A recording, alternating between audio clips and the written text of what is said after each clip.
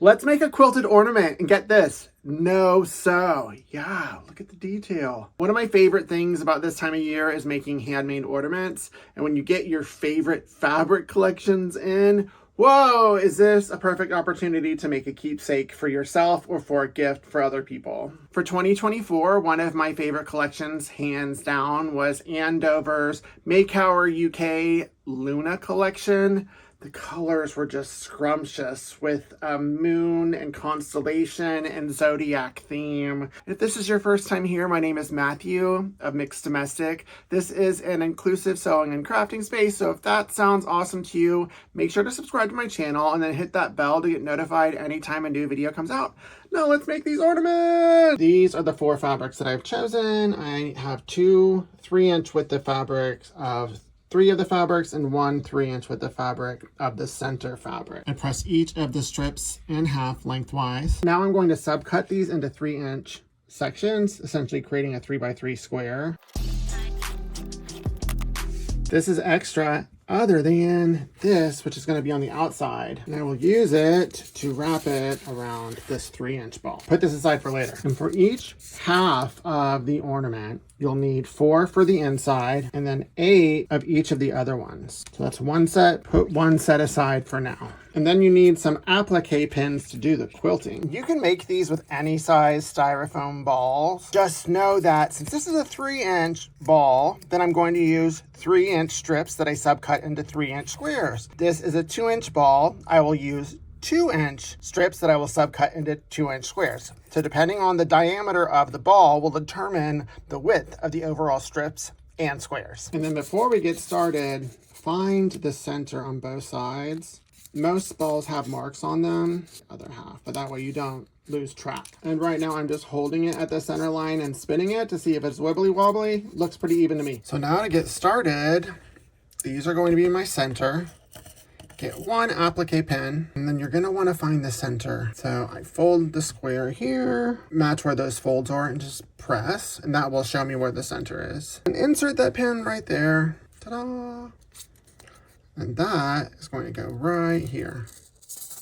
And then I'm going to fold it on the diagonal, pin that in place, and then fold the other diagonal, and pin that in place too. We're going to do that a total of 4 times with this first fabric. So this one's ready. I'm going to go right across from that. That way I can continue this line. This is essentially the seams of the quilt. Like so, see? Pin that.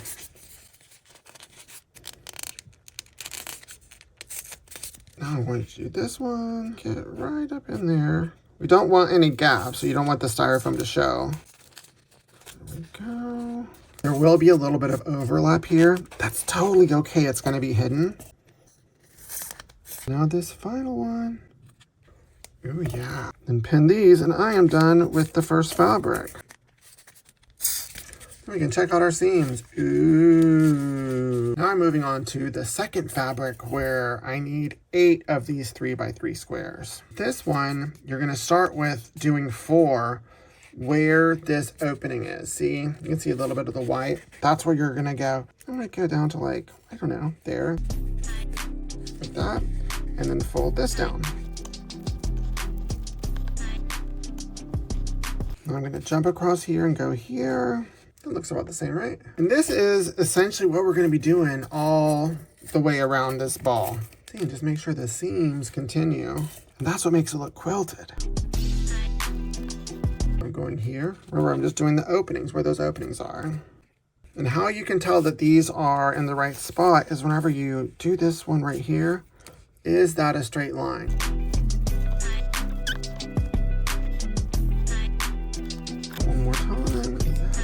Nope.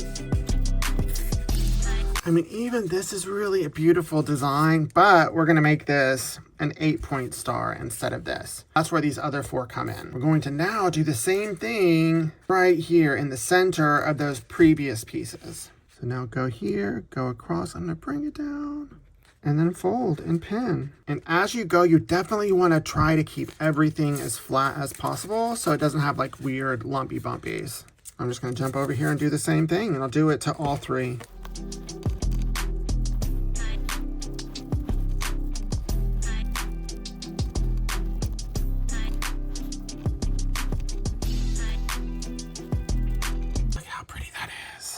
now it's on to the next layer. I'm gonna follow the same suit. I'm gonna go to these first, the ones that are partially hidden, essentially hiding part of these, and just go back and forth and back and forth. I'll do the rest of this sped up without me speaking, just so that you can see it as I go.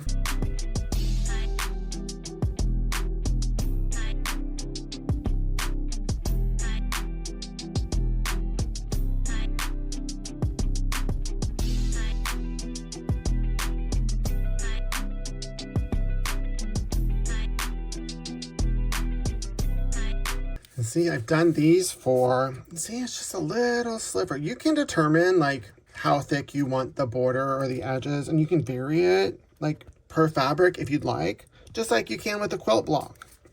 So now let me show you this next one.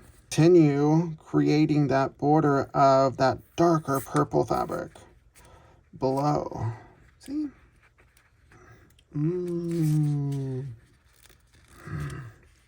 yeah, that's so pretty.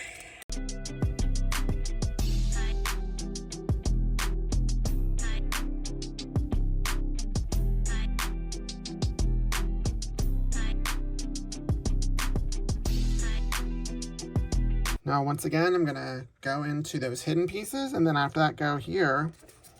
And the only thing to look out for is to make sure that when you get to the bottom, that it reaches this midline, the center line. Because then we're gonna go do the other side. We want them to meet.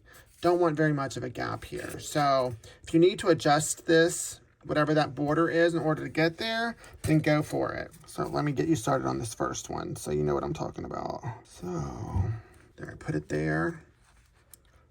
And then now let me bring this down. Yeah, see, can you see that line? It's right here. Honestly, there's not enough there. So I'm just going to take this off and redo it. The border needs to be a little bit thicker since it's a larger ball. Basically, I'm going to pull this out, bring it down to there. Yeah, that's it. Ta-da, look, it's thicker. Yeah, that's gonna be more beautiful.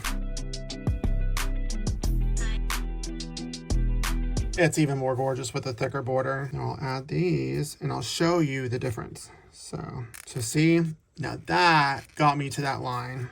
And redoing that took me like 3 minutes. It's pins, y'all. I was seam ripping, but now y'all can see what to look out for.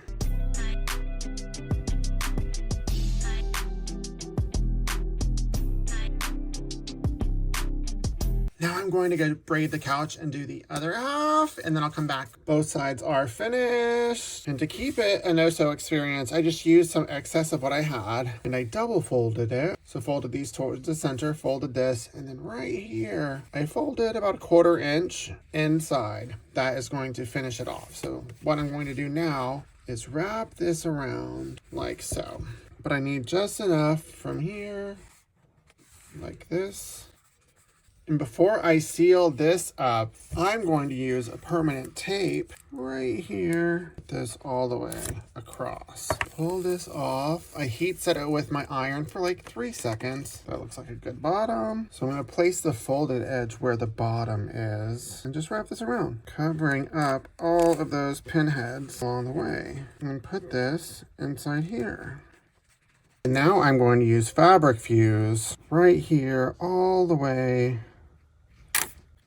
around. This is a permanent glue. You could also use that tape if you wanted to use that.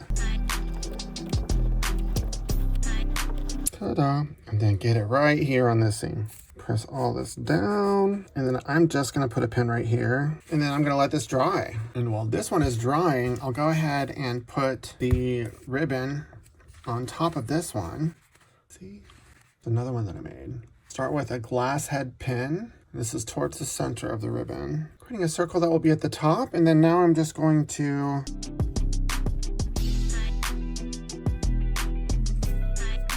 so it looks like this. And I'm bringing out the big guns right here. Just putting a dab of little hot glue right there at the base. And push it down. And then ta-da!